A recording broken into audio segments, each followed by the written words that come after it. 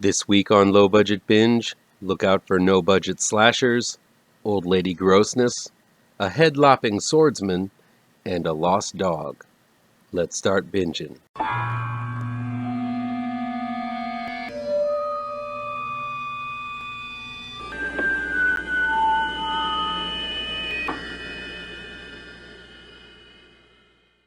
Welcome back to ML Miller Frights. I'm ML Miller.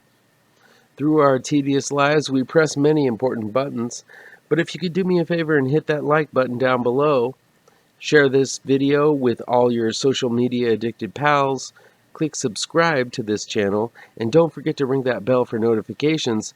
I'd be in your eternal debt. Low Budget Binge is where we venture down the path less traveled and look at low budget, no budget, and sometimes international films that never get that top billing you see with the usual Hollywood fare. I'll indicate in the review down below where you can find these films along with their trailers. Here we go. Evil Everywhere is new on demand and digital download from Wild Eye Releasing. It's written and directed by Mykee Morettini. 2 years after a serial killer who murdered an entire high school class in alphabetical order was defeated, a new evil arises in the quiet Midwestern town of Lake Bluff, Illinois, murdering another group of kids for very specific reasons. Can the one man able to defeat the last evil stand a chance against this new terror? Evil Everywhere is a throwback DIY film in the best of ways. While rudimentary effects and acting is abundant, there is a sheer joy of making movies, and specifically making horror movies, that you can't help but find love for while watching this film. Those making the film are in on the joke that this is a bad movie and bad movie making, but are never hammy or over the top about it. Everyone is playing it straight and seemingly having a blast with it. There's just a general joy of filmmaking that you just don't see in films made with 1,000 times the budget. The story is pretty simple. Something is killing people, and the frizzy-haired antagonist from the original, Mykee Morettini, who also wrote and directed this film, is back to take it on. But though this is a possession movie, it pretty much follows the slasher movie format with a killing every 3 to 5 minutes, resulting in a decent body count.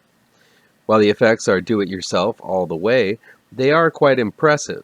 A gal bleeds from her eyes in an animated fade sequence, there's a pretty brutal stabbing and a gory eye gouging, and the animated eye glow that tells you who is possessed at that given moment is charming and effectively creepy. I love no-budget horror because you can see the seams in the zippers. The movie magic is there, but it's the type of magic where you can see the amateur magician do his sleight of hand in a little bit of a clumsier way. The charm to that fills my cold, dead heart.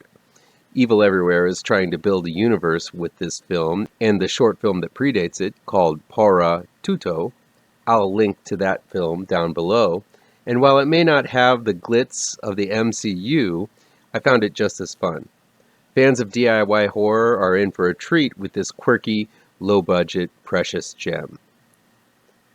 Dementia Part II is new on-demand and digital download, as well as DVD on June 1st from Dark Star Pictures and Bloody Disgusting. It's directed and written by Mercer and Testin. After watching the trailer for Dementia Part II, I imagined the film was being cute by saying it was a sequel and that there wasn't an original. Turns out I was wrong. This is a sequel to 2015's Dementia by Testin, a much more somber and serious look at the disorder as it affects an elderly person and the person who provides care for him. The 2015 film takes a horrifying turn, but is much more serious on the subject matter. So if you saw Dementia, one might expect a similar tone in the new sequel, especially with the director returning. Dementia Part II turns out to be a completely different beast. Wendell, played by Mercer, is down on his luck and in need of a job and quick cash. When an agency sends him to work as a handyman with an elderly woman, he expects an easy job. Instead, he meets Suzanne, played by Suzanne Voss, a reclusive widow who seems to be suffering from dementia.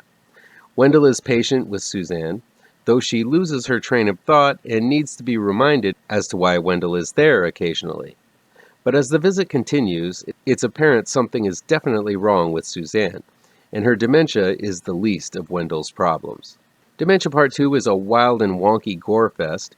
While it doesn't go so far as to make fun of the elderly and the breakdown of one's senses and personality through age, it does take the subject matter from a lighthearted angle. Sure, you feel for Suzanne, as she does seem to be an innocent victim of her own age and health. But this isn't a necessarily somber or morose sort of film. If dementia is a disease that you've had experience with, the boppy and bloody way this film takes it might prove to be a bit too much for you. That said, I had a blast with Dementia Part II. It's all kinds of wrong, but entertained me in all the right ways. Matt Mercer has been in many, many films you've likely seen if you've paid attention to horror over the last few years. His biggest film, most likely, were the Contracted series of movies. Here he takes the lead and offers up a likable performance as an everyman in a very bad situation. Sure, he takes advantage and doesn't correct the old lady when she tips him in $100 bills, thinking they're tens, but given his desperate situation and the shit he has to endure while trying to get a simple job done, I'd say he puts his time in for the extra cash. Those who follow my reviews will know I have experience as a therapist and seen various types of clients through the years. Early on, I realized working with the elderly was not for me, as I found the whole experience to be something that makes me feel extremely uncomfortable. Maybe it's my own fear of growing old. Maybe I had issues with the clients confusing me with their son or husband or someone close. Maybe the sexual advances I got ooked me out. Most likely it was all three, but Dementia Part III does a pretty solid job of illustrating why I chose to work with adults, teens, and kids, as a lot of what Wendell endures I experienced myself in the short time I worked with the elderly. The gore in Dementia Part II is over the top and played for laughs. Guts are slid out of bodies like a clown handkerchief. All kinds of slimy goo is felt, spattered, and spread about the hands and mouth. And there's blood spurting about in pretty much all sorts of directions. You've got to admire the cast for really getting down and dirty here, as some of these gore sequences would have had me losing my lunch big time. Though it is filmed in black and white, the gore is as vivid as it comes. Right away, Dementia Part II lets the viewer know this is not really a film to be taken seriously, as it has the same title sequence as Friday the 13th Part 2, exploding title card and all. There's also a reference to Schindler's List later on that is downright brilliant and all sorts of wrong. I kind of admire what Mike Testin has done with his sequel to Dementia. By pairing up with Matt Mercer, he delivers another tale of the slipping of the mind, but from a completely different and entertaining angle. Who knows where the next one will be? Maybe it's a drama in space, or an underwater musical. Mercer and Testin have proved that they can tell a similar tale from a completely different corner of genre with Dementia Part II and made it a disturbingly wrong thrill ride to boot. Clocking in at little over an hour, Dementia Part II manages to breezily poke fun and churn stomachs like few other films. Roadhead is new on-demand and digital download from Terror Films. It's also available to stream on Tubi, as well as the Kings of Horror channel on YouTube. Roadhead is directed by David Del Rio and written by Justin Xavier. On a trip to a lake in the middle of the desert, yes, you heard me right, a trio of 20-somethings who really don't have any sense of direction happen upon a pair of severed heads stacked neatly in the middle of the road, followed by an encounter with a chainmail-wearing barbarian swordsman. Those who survive the first encounter are in store for more nightmares in this horror comedy called Roadhead. The titular act occurs twice in Roadhead, both times resulting in disasters, so I guess this might be a PSA against all of that business. Or maybe it's a pro-gay movie, as two of the main characters are gay, but then again, it seems the evil cult the trio happen upon is made up of gay men, or closeted gay men, or gay men in denial, or men in drag, so the pro-gay message is a little murky.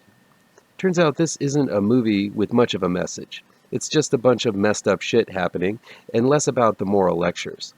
While the two main characters are gay, that doesn't mean that the movie is going to be preachy about it. There's even a point where one of the characters says, "Ugh, straight people," referring to the killer cult, and the other survivor responds, they're not straight. I love this, as it's a film that's not out to change minds or push agendas. It's just a story that happens to have gay people in it. It's also quite an entertaining one. While the tone of the film kind of wobbles to and fro from being a wonky comedy, utilizing sight gags, daffy sound effects, and over-the-top characters, to being a deeper story about the complexities of friendships, relationships, and survival. One character is bonked over the head with a rolling pin, and it actually sounds like a cartoon bonk. But for every scene like that, there's some strong character work shown by angry, jilted lover Stephanie, played by Elizabeth Grolin, and the optimistic to a fault Alex, played by Damien Joseph Quinn, as they fight for their lives against these weirdos in medieval garb in the middle of the desert. Both Grolin and Quinn are really strong actors and give great performances here. For such a character-centric film, don't worry, it doesn't forget to deliver the gory stuff.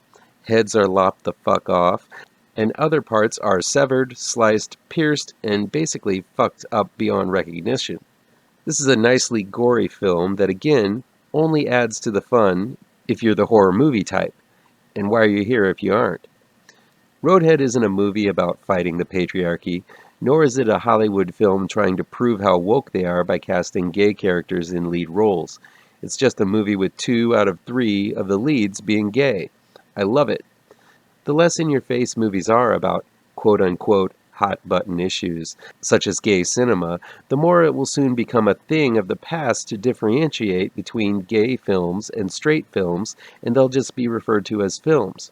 Roadhead is a horror film. It's a fun and gory horror film with a frantic pace. It's not out to change the world. It just tries to tell an engaging story with interesting characters fighting unsurmountable odds in a harsh environment. This isn't a game changer, but Roadhead accomplishes its goal of being a gory, sometimes goofy, good time, and I recommend it for folks who like that type of film. The Carnivores is in select theaters, on demand, and digital download from Dark Sky Films. It's directed by Caleb Michael Johnson and written by Caleb Michael Johnson, Jeff Bay Smith, and Thomas Fernandes. Brett, played by Lindsay Burge, and Alice, played by Tally Medell, are in a troubled relationship. Brett's dog Harvey is sick, and it's taking all of their time and money to take care of him. While she is sympathetic to Brett's plight, Alice resents the dog for taking all of the attention away from her partner. Troubled by sleepless nights, sleepwalking, and dreams of meat, Alice's life is falling apart. When Harvey goes missing, this sparks a spiral for both women. Brett becomes obsessed with finding her lost dog, and Alice is overcome with guilt, thinking that she is responsible for the pooch going missing. While this film barely qualifies as a horror film, with some nightmarish dream sequences and some hints of cannibalism, I think The Carnivores qualifies as it is a descent into madness tale for both Alice and Brett. More honestly, this is just a wonderful character study of a troubled relationship that is teetering on the brink. While both characters are highly damaged and in somewhat of a rut, I was pulled into this story mainly because of how unconventional and odd the whole thing is. Yes, Brett's obsession with her dog leads her on a dark path. Yes, Alice's percolating resentment bubbles over and causes her overwhelming guilt. But it's the way these two characters cannonball into the abyss that makes it all more of a fascinating watch. These two women have extreme reactions to this tragedy, and it wears their relationship to the nub. But their reactions, as crazy as they are, make some kind of sense given the unique and engaging characterization director Caleb Michael Johnson and actresses Lindsay Burge and Tally Medell deliver. Burge is effectively over the top with her obsession with her dog, oblivious to the rest of the world around her, including her partner. She's great in this role and really gets some moments to shine in the latter portion of the film, giving light to her obsession. But I found Tally Medell to be the most fascinating to watch, as she's given much more to work with here. Medell plays every emotion with a genuine spunk and style. The ringer she puts herself through is crazy, but relatable every step of the way because of her likability. Both of these actresses bounce off of each other well, but it's the insight into Medell's character that propels the film and makes it so much more interesting to watch. While the cast is small, All of them provide wonderful character moments and flesh out the world of the film very well. Boiled down to the basics, this is just a film about two lesbians who lose a dog. But it's the simplicity and raw performances that make this such a quirky, odd, and watchable little film. I went into this one thinking it was a somewhat Americanized version of Raw, the cannibal shocker from a few years ago. This one hints at some of the same themes, but never takes the gory plunge that Raw did. It's not going to be the type of film for everyone, but if you're a fan of psychologically bent, character-driven small stories, The Carnivores is one that packs a mighty wallop. That'll be it for today. Please chime in down below in the comments and let me know how on the nose or mind-numbingly wrong I am, or you can counter with your own review. So guys, you know how YouTube works. I'd love to be able to dedicate more time to this channel. I'm not monetized yet, so if you want to help me out, remember to hit all the pertinent bells and whistles down below. Want some spooky comics to read? I have 2 new horror comic book trade paperbacks you should look out for. Both Gravetrancers and Pirouette, collecting never-before-published issues, can be found in only the finest of comic book shops. If you're looking for written reviews, you can find them on my website, mlmillerwrites.com. If you really want to show your support, I also have a Patreon page at mlmiller. Look for the link to my Patreon page down below. Thank you so much for your time, and take care.